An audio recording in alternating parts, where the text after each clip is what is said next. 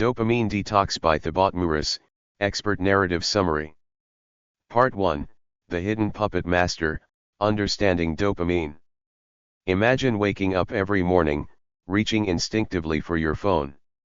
Before you've even set foot on the ground, you've scrolled through social media, checked messages, skimmed news, maybe even watched a funny video.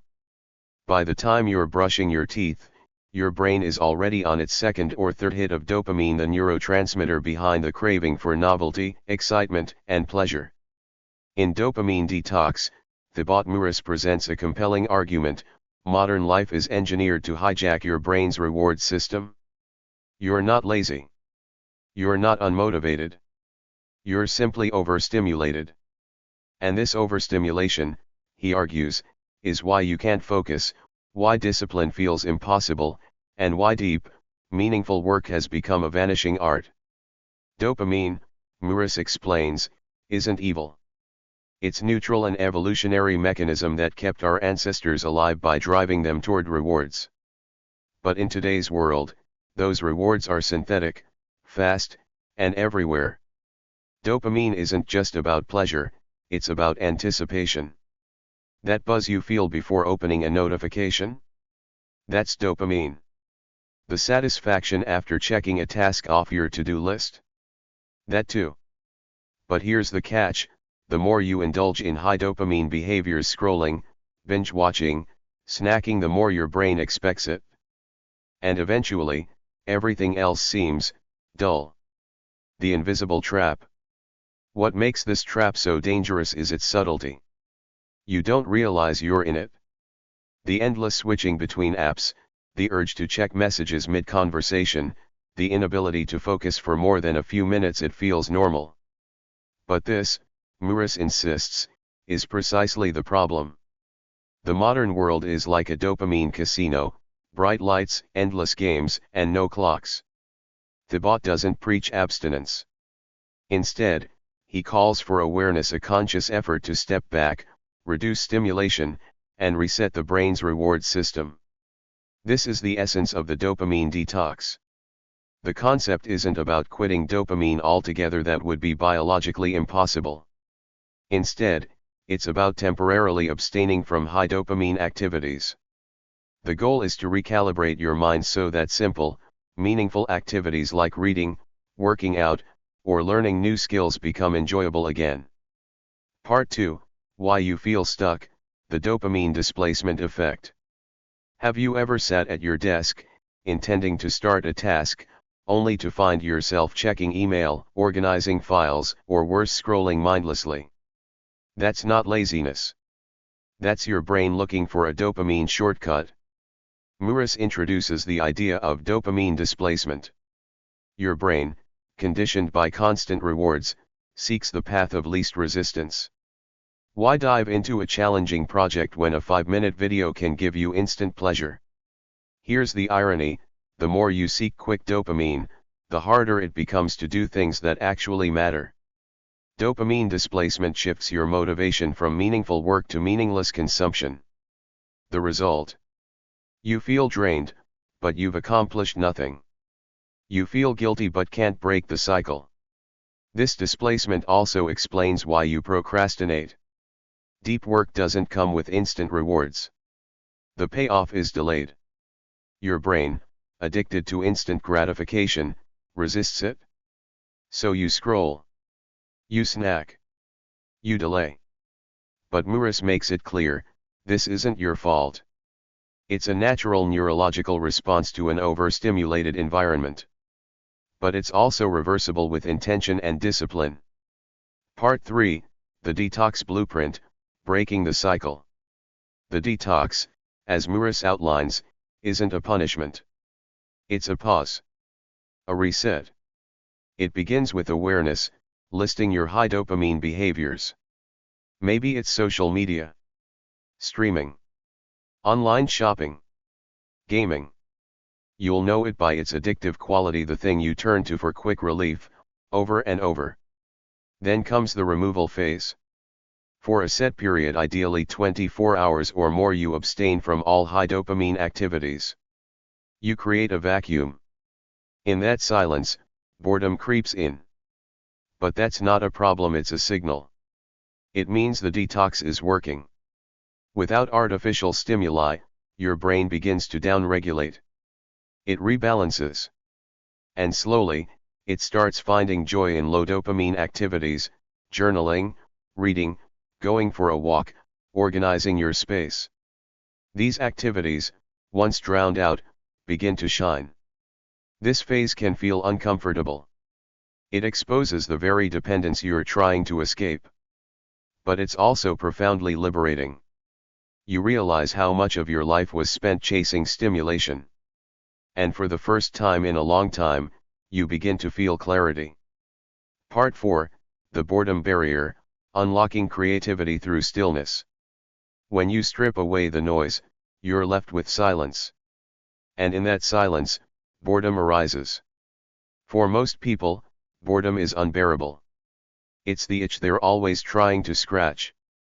But in Dopamine Detox, Meurisse reframes boredom as a gift. A forgotten superpower. When your mind is no longer assaulted by constant stimulation, it's forced to reckon with reality, both external and internal. This is the moment of discomfort and opportunity. Meurisse argues that boredom isn't a void, it's a portal. When you lean into it instead of running from it, your brain starts to engage with deeper thoughts. It begins creating, connecting, daydreaming in useful ways. The very discomfort you fear becomes the birthplace of focus, insight, and invention. Many breakthroughs, he says, aren't born in chaos but in stillness. The detox process encourages you to sit with your boredom, not as a punishment, but as training. It's resistance training for the mind. Just as muscles grow from lifting heavy weights, your attention span grows from enduring quiet. In this stillness, you rediscover the joy of simplicity: writing, thinking, creating, planning. And that's where true productivity is born, not in speed, but in depth. Part 5, Reclaiming Control, Discipline over Impulse. At the heart of Meurisse's method lies a simple truth: you are not your impulses. You are the one who watches them. Every time you delay gratification, every time you resist that scroll or snack or show, you regain a piece of yourself. Impulse control, he suggests, is a skill. And like any skill, it can be trained. Dopamine detox is not just a strategy, it's a doorway into a disciplined life. Meurisse is adamant that willpower alone isn't enough. Environment matters. Systems matter. You need to design your surroundings so that discipline becomes easier and default behaviors support your long-term goals. He recommends a structured approach. Remove temptations. Plan low dopamine alternatives in advance. Set time blocks for specific types of work or rest. Create dopamine-free zones in your home. But more than just tactics, he emphasizes identity. The goal isn't just to resist distractions, it's to become the kind of person who doesn't crave them. The detox helps you rewrite your mental narrative: I am not a slave to stimulation. I value depth. I choose intention. That's how real change happens, not in a single detox, but in who you become because of it. Part 6, Dopamine and the Body, What You Feel is Real. Meurisse also dives into the physiological side of dopamine. He explains that the brain adapts to constant high dopamine by reducing receptor sensitivity. In plain terms, the more you indulge, the less pleasure you feel. This is why people spiral. Why addicts need more and more to feel less and less. It's why even non-addicted people can't enjoy normal life after too much stimulation. This phenomenon is called dopamine downregulation, and it's the reason small joys like reading a book, talking to a friend, or going for a walk feel boring compared to digital highs. But there's hope. Just as the brain adapts to overstimulation, it can adapt to calm. Neuroplasticity is real. Detoxing resets your system. It might take a few days or weeks, but your pleasure threshold will recalibrate. Soon, low stimulation activities will feel richer, fuller, more satisfying. This is a biological reality, not just a mindset shift. Your nervous system heals. And in that healing, you find peace. Part 7, The Hidden Cost of Digital Life. Modern life, Meurisse reminds us, isn't neutral. It's engineered for engagement. Every app you use, every platform you browse, is designed by teams of behavioral scientists who understand dopamine better than you do. And they're not interested in your well-being. They're interested in your attention. The result? A generation that can't focus. That feels anxious when not stimulated. That seeks meaning in fleeting images and conversations in empty notifications. The detox isn't just about breaking free from apps. It's about reclaiming your agency. It's about realizing that you choose what you focus on. That your mind is not a battleground, it's sacred ground. And it's worth protecting. Part 8, Designing Your Detox, a step-by-step framework. Thibaut Meurisse isn't vague when it comes to action. He gives readers a clear path. A personal blueprint. Step 1, Identify your triggers. Begin with brutal honesty. What activities dominate your day? Which ones leave you feeling drained, even if they gave you a quick buzz? Meurisse pushes you to write them down, yes, all of them. Not just the obvious ones like social media or Netflix. But the subtle ones too, mindless snacking, obsessive news scrolling, even multitasking. These are your high dopamine triggers. The ones that steal your time and dull your focus. Step 2, Commit to a 24-hour detox. It doesn't have to be forever. But it does need to be total. Choose a day. Block it off. During that time, eliminate all high dopamine stimuli. No internet, no screens, no sugar hits, no unnecessary conversation. Create a space of intentional boredom. You don't need to meditate on a mountaintop. But you do need silence. Step 3, Replace, don't just remove. Your mind will rebel. It'll seek distraction. So prepare in advance. Fill your detox day with low dopamine activities, reading, writing, organizing, walking, journaling. These are not filler, they're the foundation. The point is not punishment, but redirection. You're training your mind to find joy in simplicity again. Step 4, Reflect. After the detox, write. What did you feel? What did you miss? What felt easier than expected? What felt impossible?